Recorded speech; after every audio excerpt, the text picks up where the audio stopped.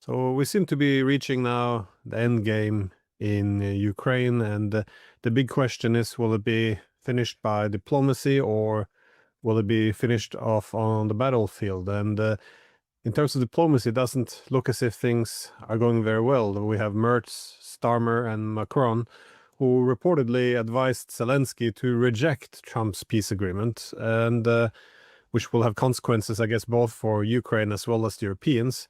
So we now see that Zelensky still wants NATO, he wants the security guarantees, and he will not cede any territory. So what will happen now? Well, I think a lot of things are ending besides the war in Ukraine. I think NATO is reaching its sell point, sell due date, whatever you want to call it. I think the European Union is crumbling.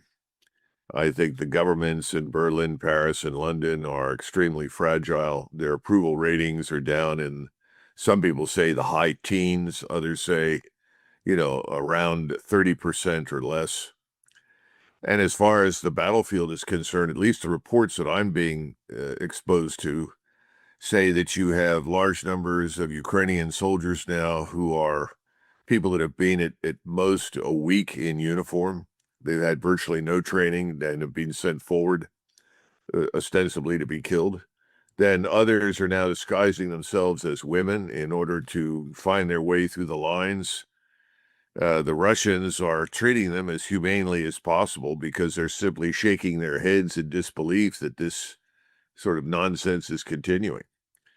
I think the Russians are also moving some forces over the river that are now in and around Odessa. I was told yesterday that Russian special operations forces roam freely during the night around Odessa and in Kiev, because you have these long periods where you have no illumination, no lighting, no energy for it. And so they can put on their night vision devices and wander around without interference. I think this whole thing is coming to a very tragic but predictable end. And I think the Russians are concerned now with what happens as this thing crumbles. Now, they can't force the Europeans to do much. But I think the Europeans are foolish to believe that there's anything they can do to influence the outcome other than be willing to sit down and talk to the Russians. The most interesting aspect of this whole thing is now this new national security document that's come out, which has no strategy per se. It's simply a set of assertions. And the assertion that is most troubling to the Europeans is the recognition that we're not going to stay in Europe in perpetuity. We're not going to maintain our forces there in perpetuity. We're going to leave. And the question is, how do you do it? How fast does this happen? And naturally, what the Europeans don't realize is that while inevitably there is a critical need to reduce the American defense spending habit, the Congress on the Hill wants to add more money to defense because they line their pockets as a result. Their donors profit. Some of their constituents retain jobs. So it's a strange set of circumstances. And I don't see any real direction other than we're going to pull in our forces from Europe initially. And then eventually I think we'll see the same thing happen in Korea and Japan. We can't afford anything. We're financially ruined. We're broke. Nothing is improving. I was shown a statistic yesterday that said that in the last 22 months, 30% of all the dollars that have ever existed were printed. Let's stop and consider that. That is an enormous sum of money. I don't know how many trillions it amounts to, but to stop and think that 22 months, that short period, we printed 30% of all the dollars that have ever existed, tells you we're in a lot of trouble. Now, we haven't had the complete collapse here yet, but I think it's coming. Well, I'm glad you mentioned this new national security strategy, because it's very hard to sometimes predict what Trump's going to do. He tends to go a lot of back and forth in terms of how he wants to end the Ukraine war as well. But with this new security strategy, it seems like we have something concrete on paper. So in terms of how Trump wants to approach this.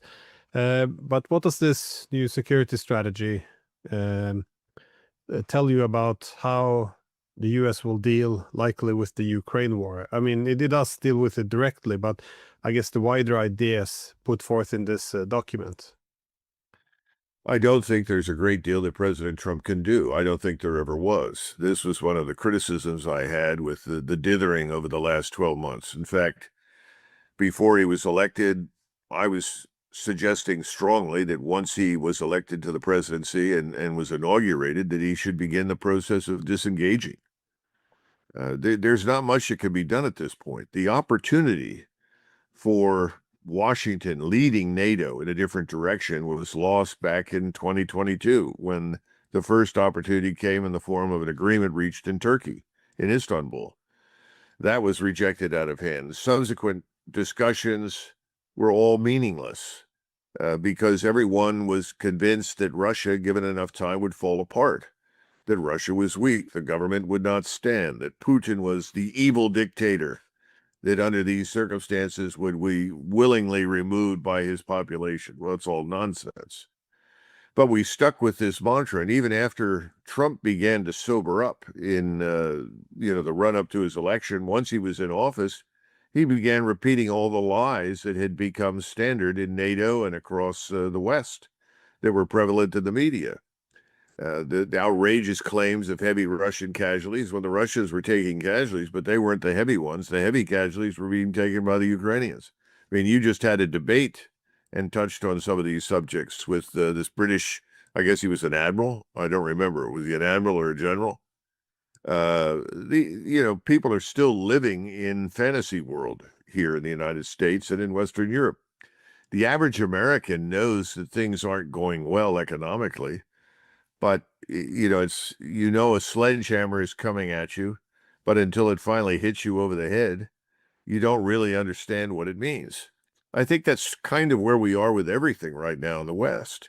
We're in a funk, as they say, a twilight zone between reality and fantasy. Reality is coming. You can see it. It's like looking at a train that's coming down the tracks, a locomotive. It's headed for you. But until it arrives at the station, you're suspicious. You're skeptical. No, it's not really coming, but it is. So I don't think this is a strategy document. There is no strategy. Strategy means that there's a coherent framework. There are guideposts. Sometimes you can call them guide rails. In other words, these are the areas where we're going to focus. This is what's strategically vital and important to the United States. This is where we're going to remain committed, engaged, and so forth. What we have is this vague notion. Well, we're going to focus on the Western Hemisphere, where we want to be dominant. Okay, well, we are already dominant in the Western Hemisphere, but apparently somebody's decided we need to invade Venezuela to demonstrate just how dominant we are, which I think is a very dumb idea, but that's prevalent in Washington. We have to signal to everyone that this is our hemisphere, we're in charge. And then you say to them, well, have you talked to Moscow and Beijing? Well, what do you mean? I said, well, they seem to think they're dominant in Asia and dominant in Eurasia and Europe. Have you talked to them about their interests? No. Where everything is done in isolation here in Washington from what happens anywhere else. We're not really taking those things into consideration. The only good part of this is Trump's personal input. Now, what is Donald Trump's personal input? First of all, it's we're not paying for NATO anymore.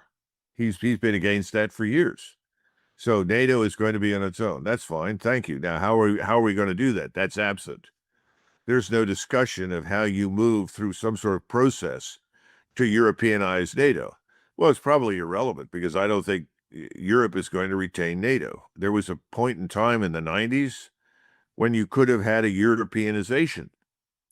But now Europe is fiercely divided. It was always difficult to move as one. Moving Europeans collectively in a direction, sort of like herding cats. It's not going to happen. So you're going to end up with new security arrangements across the continent. Russia is going to play a role in that, whether we like it or not. So what's the long-term strategic focus and forecast other than we want to be dominant in the Western Hemisphere? We're no longer apparently preparing for war against China, at least not based upon what I read.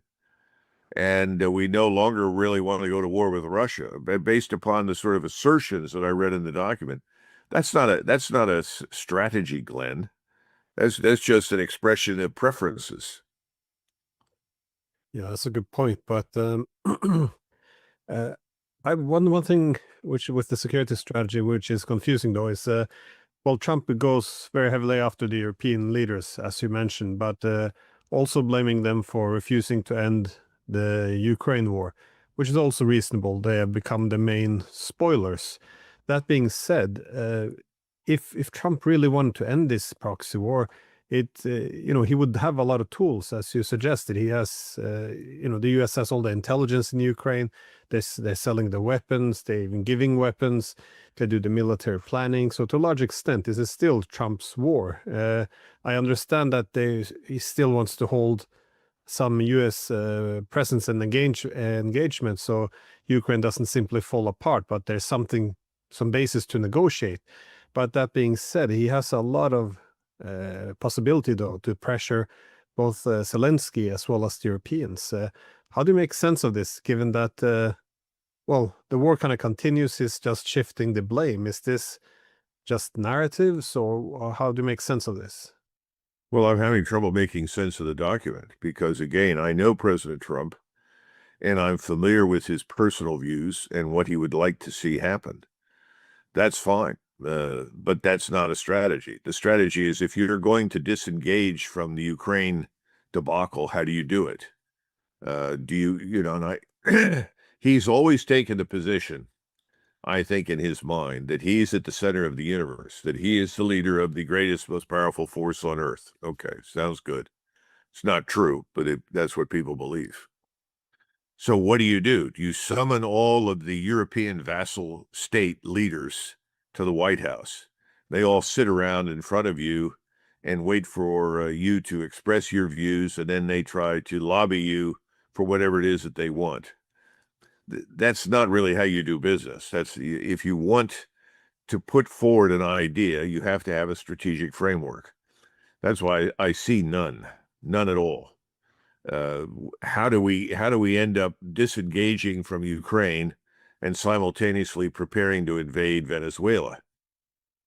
I mean, somebody said, well, we've been trying to overthrow the government of Venezuela now for at least 20 years. Some people would argue longer. All right. It hasn't worked. Why are we now building a military force for the purpose of making this happen? Well, that's not really what we want to do. Well, if that's not what you want to do, what are you doing? Are you trying to extract concessions? Are you trying to push the Chinese and Russian investments out of the country?